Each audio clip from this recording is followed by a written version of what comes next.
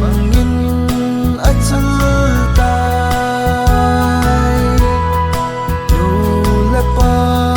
ki khut sui na ni kho sen lai ni kho a bang tai tu ni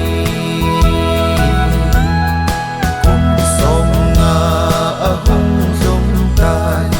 golden jubilee ei pui lung pa tin alo pi e kiếm lại gần thấy tin danh thô khó min kỳ pa ni lâu pi cam mang van tai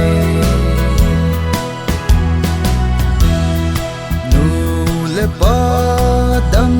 kim lai ni kho anom nghe se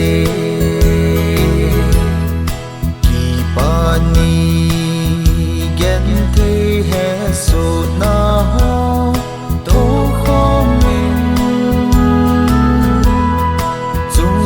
pa then wang bo na chang kho min dam lai ni ka mang khom jing lon de kum som nga a hung zum tai golden jubilee ei pui lung pa tin alo pi e kiếm lại gần thấy tin danh thô khó min kỳ pa ni lâu pi cam mang lon tai chun le zo sing sung mi lunga alang sing nge ko ki thei lo kum le tha pha si sa ho si lung tu mo so na ni lo pi golden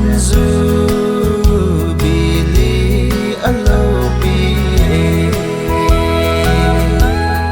kum som nga a hung zum tai golden jubilee ei pui lung pa tin alo pi e kiếm lại gần thấy tin danh thô khó min kỳ pa ni lâu pi cam mang lon tai o pa kai chung pa the namin ka thang va e sim zo lo phat the na nei chan hi alo pi e kỳ pa in namin ka va chai ze ton so nin namin lo pi jing hen kum som nga a hung zum tai golden jubilee ei pui lung pa tin alo pi e kiếm lại gần thấy tin danh thô khó min kỳ pa ni lâu pi cam mang lon